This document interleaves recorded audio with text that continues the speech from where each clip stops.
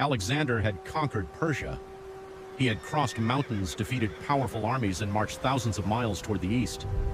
But in 326 BCE, his army reached the banks of the Hydaspes River, and on the opposite side, an Indian king was waiting. His name was Porus. The river was swollen by the monsoon. Its waters moved violently between the two armies. Alexander knew that crossing directly would be dangerous.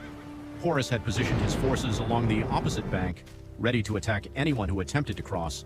And among his soldiers stood something the Macedonian army feared: war elephants. Hundreds of them waited with the Indian army. Their enormous bodies towered above the infantry. Their presence alone could frighten horses and disrupt formations.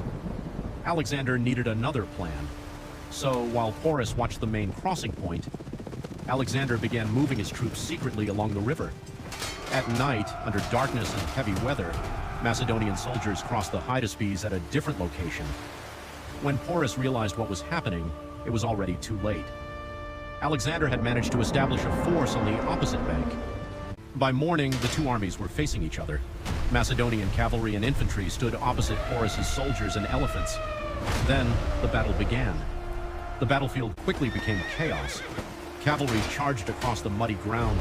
Infantry formations collided. Elephants pushed forward through the fighting. Horses panicked at their presence.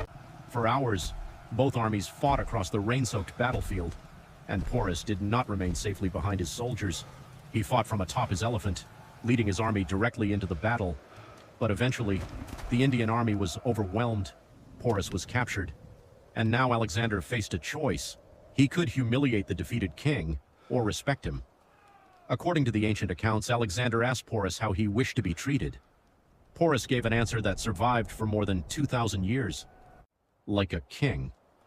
Alexander was impressed by his courage.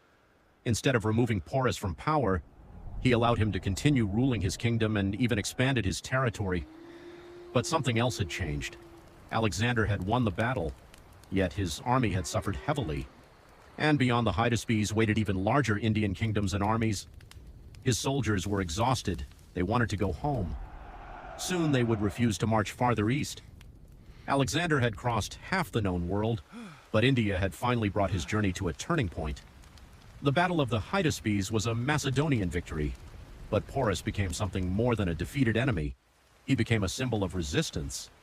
A king remembered not because he won, but because when the greatest conqueror of his age stood before him, he refused to stand small. Alexander had conquered Persia. He had crossed mountains, defeated powerful armies, and marched thousands of miles toward the east. But in 326 BCE,